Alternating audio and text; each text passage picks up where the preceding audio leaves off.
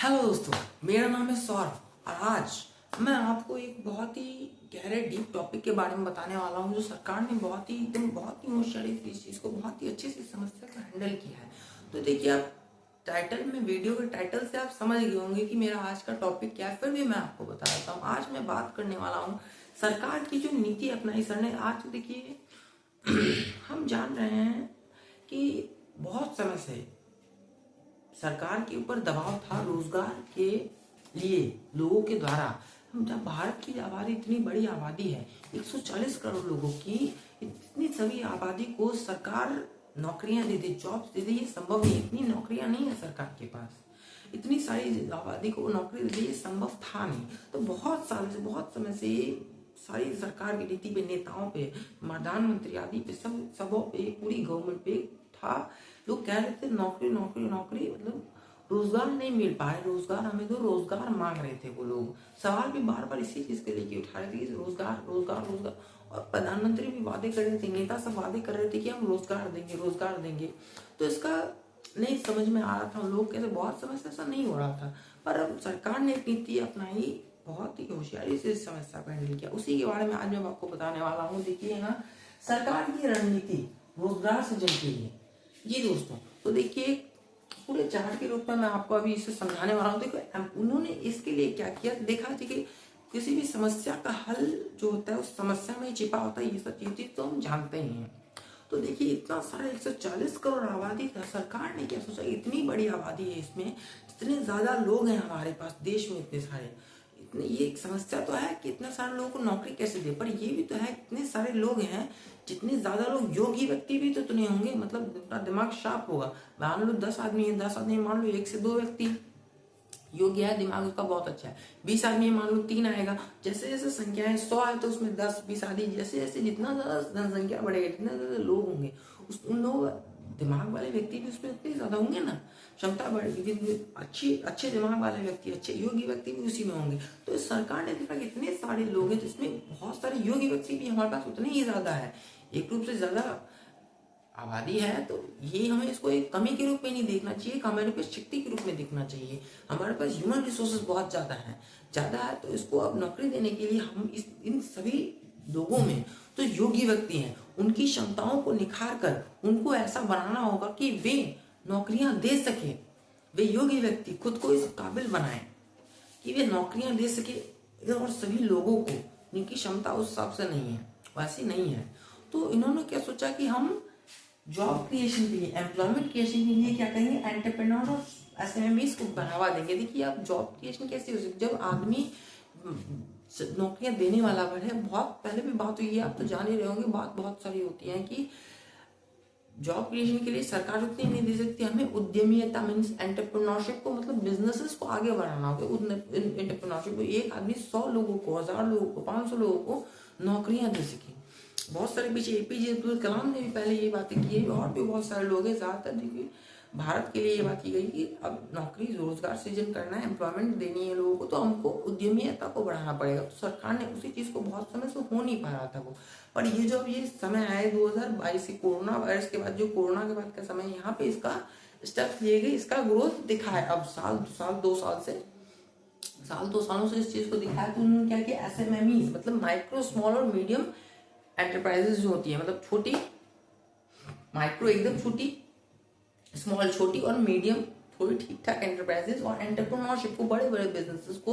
तो मतलब जो छोटी के छोट, अब देखिए ये सब जो micro, small, medium enterprises, micro और स्मॉल मतलब रूरल एरियाज में ना, मतलब खुद का बिजनेस चला रहे हैं लोग। जैसे पहले होता था ना, पहले तो अंग्रेजों ने नष्ट कर दिया था, हम तो खुद का बिजनेस करते थे, चरखा चलाते थे। पहले तो मशीन आ गई, तो मशीन के कारण उनका जो छोटा व्यवसाय, लघु उद्योग, कुटीर उद्योग, ये जो होते हैं सब, ये सब चीजें थी पहले बंद हो गए थे। उन्हीं को अब थोड़ा थोड़ा प्रमोट करना गांव के स्तर पे, छोटे से रूरल एरिया में, जिनके पास में कम पैसा फाइनेंस लगता है, वहां पे इन सब चीजों को प्रमोट करना। और जिनके पास शहरों में, जिसके पास ज्यादा पैसा, लोगों के पास रिसोर्सेज थोड़ा अच्छे हैं, वो बड़ा बिजनेस खोल सके, एंटरप्रेन्योरशिप कर सके, उद्यमिता कर सके। एंटरप्रेन्योरशिप क्या होता है, मतलब एक व्यक्ति एक कुछ नया खोजता है। समाज में जो प्रॉब्लम विद्यमान है, कुछ प्रॉब्लम है लोगों को, जैसे कोई एक प्रॉब्लम ले लो, मान लो ये बोर्ड है मेरे पास, बोर्ड को अब मिटाता हूँ हाथ से, तो इसमें मार्कर में केमिकल्स होते हैं, तो उसके लिए एक इन्वेंशन आ गया कि हाथ का ग्लव बनाने वाला एक इन्वेंशन आ जाता है। इन्वेंशन एक किसी ने कर लिया, हाथ के ग्लव्स बना के बेच दिए। तो मेरे को क्या सुविधा होगी, समस्या था मेरे को कपड़ा लेके में दिक्कत होता था, जैसे बाद में हाथ में लग जाता था, तो एक खतरा भी रहता था कुछ केमिकलों में जाए, बीमारियां हो जाए हो सकती है मुझको। तो इसमें इनोवेशन क्या हुआ कि ग्लव बनवा दिया गया। किसी ने सोचा, ये समस्या को देख के उसने सोचा ये समस्या है, उसने क्या किया, इन्वेंशन कर दिया, इनोवेशन की दिया, क्रिएशन कर दिया। सबसे पहले उसने दिमाग में आया, सबसे पहले किसी के दिमाग में आएगा नहीं, एक बार पहले ना पहले किसी के दिमाग में आएगा, तो उसने सोच के क्या इन्वेंशन कर दिया। कितने लोगों के दिमाग में आता है वो सोच के नजरअंदाज कर देते हैं, पर जिसके दिमाग में आने के बाद उसने इसे इम्प्लीमेंट कर दिया, बना दिया उस चीज को, वो क्या होता है, इनोवेटर हो जाता है, वो क्या है, क्रिएटर हो जाता है। तो उसने बना के उसने एक बिजनेस चालू कर दिया, एक बना लिया उसने, बेचना चालू कर दिया जरूरतमंद लोगों को, और जिसे जरूरत है उसने खरीदा भी। करते करते बिजनेस स्केल करके बड़ा करके वो क्या होता है, जो इनोवेटर क्रिएटर वो उद्यमी कहलाता है, वह एंटरप्रेन्योर कहलाता है। ये जो प्रोसेस, ये जो बिजनेस, ये एंटरप्रेन्योरशिप है, किसी चीज को, समस्या को देख के समाज की उसको हल करना। तो इस चीज को प्रमोट किया, और इसके लिए देखिए कि बहुत बड़े, उसको देखिए इसमें क्या क्या चीज चाहिए, प्रोडक्शन करना है, माल को बेचना है, पैकिंग करना है, बहुत सारे लोगों की जरूरत होती है। बड़ी कंपनी खुलेगी, वो एक आदमी ने शुरू किया, वो एक आदमी कंपनी चलाएगा, बहुत सारे लोगों को। आजकल तो ये सब बहुत चल गया, आपको इसके बारे में तो पता होगा, इस चीज के बारे में एंटरप्रेन्योरशिप क्या है। फिर भी मैंने थोड़ा आपको बताया कि बहुत सारे लोगों को 100, 500, 1000 जितनी ज्यादा बड़ी कंपनी होगी उस साल से वह ज्यादा से ज्यादा लोगों को नौकरियां दे पाएगा। तो इन सब चीजों को छोटे वाले एमएसएमई और बड़े वाले बिजनेस कंट्रीज को सरकार ने बढ़ावा दिया।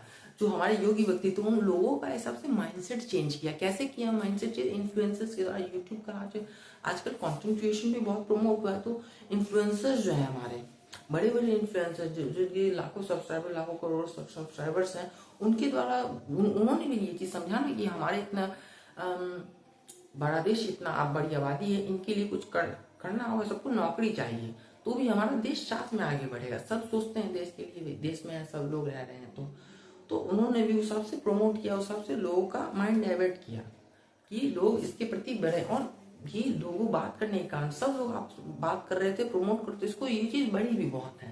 1-2 साल में आपने बहुत इसका एम्प्लॉयमेंट क्रिएशन हुआ, अब लोगों को रोजगार मिलने लगा, बड़ी बड़ी कंपनियां खुलने लगी हैं, वो लोग उसमें काम करने लगे, उनको रोजगार मिलने लगा है। तो इसके लिए ये एंटरप्रेन्योर इसको प्रमोट किया। अब इसके लिए क्या होगा, अब देखिए बड़े बड़े बिजनेसेस खुलेंगे, अब उसके लिए उसको चलाने के लिए भी चाहिए ना। अब योगी व्यक्ति जब मान लो कोई बहुत बड़ा बिजनेस चला, उसको चलाने के लिए मतलब कोई सीए चाहिए, चार्टर्ड अकाउंटेंट, उसको जो अकाउंटेंट सारा काम हम सब देख पाए, सीएस फाइनेंशियल जॉब, और टैक्स के लिए कोई देख पाए। अब टैक्सेशन बढ़ेगा ना, अब इतना सारा बिजनेस खुलेगा, उसको कोई घपला उपला नहीं हो रहा है, उसको देखने के लिए, समझने के लिए, सब फाइनेंशियल सेक्टर्स की जॉब है, उसको बढ़ाना। तो ये फाइनेंशियल सेक्टर में देखा, साइंस बैकग्राउंड तो अपना डॉक्टर, इंजीनियर आदि ये सब में साइंटिफिक चीज चलता है, और आर्ट्स अपना सिविल सर्विसेज और आर्टिक चीज चलता है, तो उसमें कॉमर्स वाला बैकग्राउंड होता है। तो देखा कि कॉमर्स के बैकग्राउंड को, जो फाइनेंशियल सेक्टर से रिलेटेड, उसको प्रमोट किया जाए। तो क्या किया, इसको ग्रो करने के लिए, फाइनेंशियल सेक्टर को ग्रो करने के लिए, एंटरप्रेन्योरशिप के लिए, उसने पहले क्या, कॉमर्स की स्ट्रीम जो बच्चों के प्रति पहले क्या था दिमाग में बना हुआ था, जो आप लोग जानते हैं पहले से बना हुआ है कि साइंस स्ट्रीम सबसे अच्छी होती है।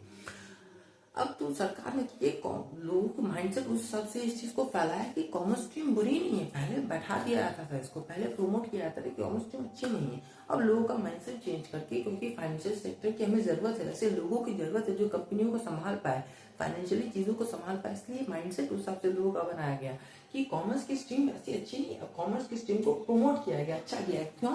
वैसे लोगों को बनाने के लिए, जनरेट करने के लिए, कि लोग कंपनी खोल पाए, उसको जानकारी हो, वो कंपनी भी खोल ले पढ़ने के बाद, या फिर वो सबसे जॉब्स का चाहिए। सीए, आजकल सीए बहुत प्रमोट किया जा रहा है, सीए, सीएस, इनकम टैक्स आदि, ये सब बहुत प्रमोट। और नई नई जो कॉमर्स का जो फील्ड है वो बड़ा हो रहा है, लोग जान रहे हैं कॉमर्स के बारे में, रुचि ले रहे हैं, ज्यादा से ज्यादा उस फील्ड में जाने का वो लोग रुचि रख रहे हैं। और उसके बाद ये तो लोग तो बना दिया। उसके बाद जो इतनी सरकार ने सोचा इतनी बड़ी बड़ी कंपनियां खोलेंगी, उसके लिए पैसे तो सरकार उतना तो नहीं कर पाएगी। तो सरकार क्या सोचे कि लोगों से क्यों ना, सबसे ज्यादा इतना सारा आबादी है, फिर से वही चीज आ जाती है यहाँ पे, इतनी बड़ी आबादी है, पैसा किसके पास, 140 करोड़ लोग हैं, पैसा तो सबसे ज्यादा लोगों के पास ही है ना भाई, इतना सारा पैसा। तो वो क्या सोचा, लोगों से ही पैसा लेके कंपनीज को फंडिंग की जाए, ये कैसे होगा। तो उन्होंने देखो ट्रेडिंग और इन्वेस्टमेंट को बढ़ावा दिया, इन्वेस्टमेंट और ट्रेडिंग को बढ़ावा दिया। कैसे, अब इन्वेस्टमेंट से कैसे होगा, देखिए लोग इन्वेस्टमेंट माने क्या, इन्वेस्टमेंट और सेविंग की चीज को माइंडसेट, ये सब चीजों के लिए क्या किया, लोगों के कंटेंट क्रिएशन के द्वारा, इन्फ्लुएंसर्स के द्वारा, बड़े बड़े लोगों के द्वारा उनसे कहलवाया, क्योंकि उन्होंने भी समझा इसकी जरूरत है। तो दोनों ने आपस में कोलैब करके इस चीज को सामने बना के इस चीज को प्रमोट किया, बढ़ाया, लोगों के दिमाग में उस चीज डाली। बार बार लोग जो देखते हैं, सुनते हैं, उसी हिसाब से एक्ट करते हैं। तो वैसे उन्होंने, जैसे म्यूचुअल फंड्स आप लोग ज्यादातर सुनते होंगे, ठीक है, उसमें इन्वेस्ट करके क्या होगा, मतलब बैंक के पास जो होता है इन्वेस्टमेंट, जब लोग सब करेंगे तो बैंक्स के पास वो लोग सेविंग करेंगे, तो उसको बढ़ेगा क्षमता उसका लोन देने के लिए, किसको, बिजनेसेस को। लोग सेविंग करेंगे, बहुत सारा बैंक के पास पैसा रहेगा, तब तो वो बिजनेसेस को दे पाएगा। तो बैंक के पास पैसा बढ़ा, इस चीज के कारण लोगों ने बैंक में जमा किया, पैसा सेव करने की आदत उनकी बढ़ी, तो उन्होंने इन्वेस्ट ही किया, कुछ इंटरेस्ट उनको मिले,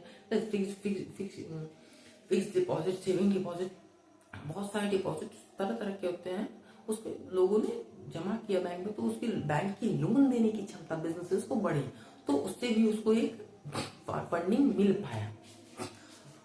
और उसके बाद ट्रेडिंग के बारे में बताया, ट्रेडिंग के साथ तो देखते होंगे पहले के दौरान बहुत ट्रेडिंग है, बहुत सारे trading apps, grow, Upwork, Zerodha, Upstox, आजकल बहुत सारे छोटे छोटे एप्स भी हैं, कई सारे तो फेक एप्स भी आ जाते हैं, ऐसे बहुत सारे एप्स का प्रमोट हो रहा है। एंजल्स भी आजकल देखते होंगे आप, मोबाइल में एड्स आते रहते हैं बहुत सारी चीजों।